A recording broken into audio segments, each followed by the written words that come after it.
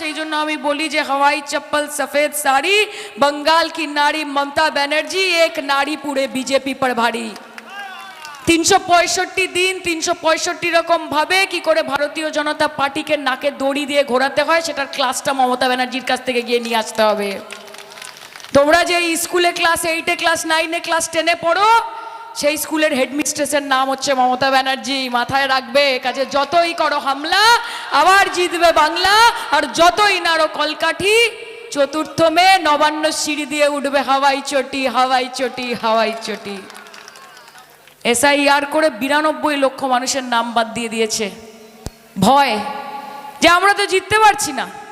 আগে MLA MP কিনে নিত, গিয়ে গিয়ে বলতো 10 লাখ টাকা দিচ্ছি 20 লাখ টাকা দিচ্ছি 1 কোটি টাকা দিচ্ছি আমাদের দলে চলে আসুন, তাতে সুবিধা করতে পারেনি। নেওয়ার পরেও দেখে ঠিক 6 মাস 1 বছর পর সবাই গিয়ে দিদির অফিসের বাইরে কালীঘাটে লাইন দেয়, দিদি আমাকে নাও আমাকে নাও আমাকে নাও বলে। দেখলো কাজ হয় না, তারপর বললো যে কি করি চলো মা বোনেদেরকে একটুখানি গিয়ে গিয়ে হাতে টাকা দিয়ে আসি। আমার মা বোনেদের শির দ্বারা এখনো সোজা আছে।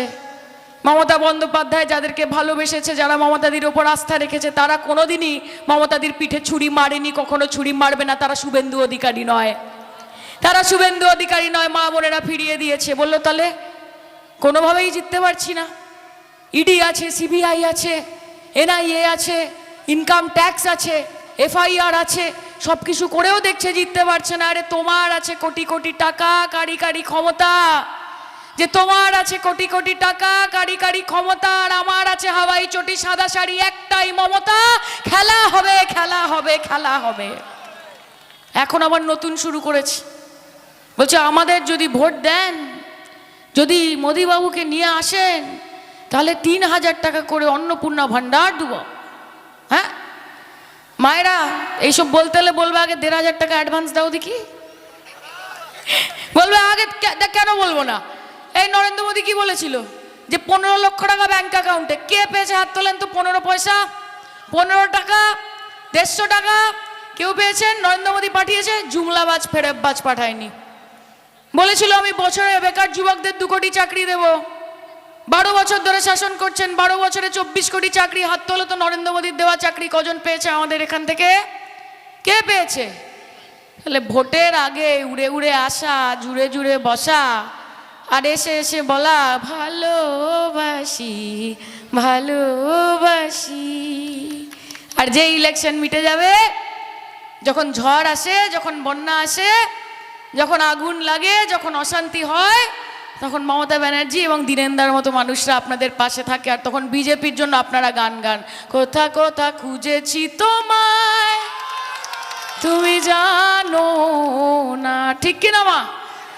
তাহলে যখন ডাকি তখন পাই, সেই জন্য তৃণমূল কংগ্রেসকে চাই। এইটাই তো আজকে দীনেন্দা বলছিলেন। তোমরা বলো তো মা, লক্ষ্মীর ভান্ডার সত্যি তো কে দিয়েছে? মোদিজি না দিদি? কে মা বলো? দুয়ারে সরকার কে এনেছে? মোদিজি না দিদি? স্বাস্থ্যসাথীর কার্ড 5 লক্ষ টাকা করে বিমা চিকিৎসার জন্য কে দিয়েছে? মোদিজি না দিদি? সবুজ সাথীর সাইকেল কে দিয়েছে রে? মোদিজি না দিদি? ট্যাব কে দিচ্ছে? স্টুডেন্টস ক্রেডিট কার্ড কে দিচ্ছে? যুব সাথী কে দিচ্ছে? মোদিজি না দিদি? তাহলে ভোটটা কে পাবে বল, মোদিজি না দিদি? এটা তো সহজ হিসেব মা। আমরা মানুষের কাছে ভোট ভিক্ষা করতে যাই না, কারণ মমতা বন্দ্যোপাধ্যায় বিগত 15 বছরে যা কাজ করেছে তার জন্য তৃণমূল কংগ্রেসকে বাড়ি বাড়ি গিয়ে ভোট ভিক্ষা করতে হবে না, ভোট ভিক্ষা করতে হবে না। আরে তু ভোট দে তো শুক্র है तेरा, ना दे तो कोई मलाल नहीं। कि तू वोट दे तो शुक्र है तेरा, ना दे तो कोई मलाल नहीं। उस रब के फैसले कमाल है, उन फैसलों पर कोई सवाल नहीं। কখনো না। আমাদের আস্থা আমাদের নেত্রীর ওপর, আমাদের দিদির ওপর।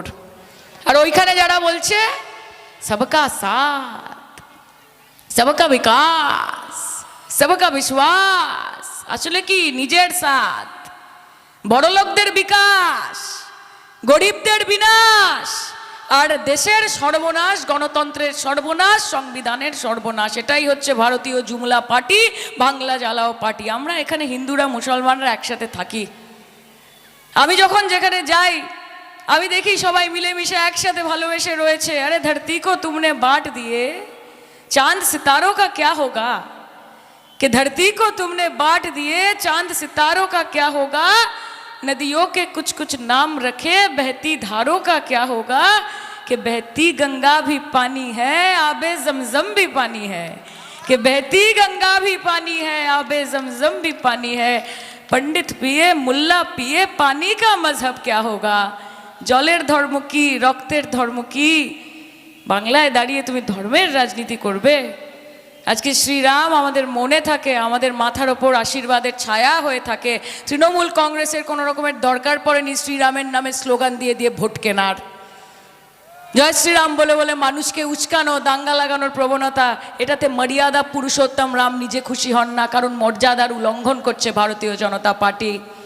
কালকে দেখছি, আমি নির্মাল্যকে বলছিলাম যে কালকে যখন আমি যোগীজির প্রোগ্রাম দেখছি শুরু হচ্ছে, আমি ওখান থেকে এগড়া যাচ্ছিলাম, দেখছি বড় বড় বুলডোজার আসছে। ভাবুন, এখনো সরকারে আসেনি, তাতেই বুলডোজার নামিয়েছে।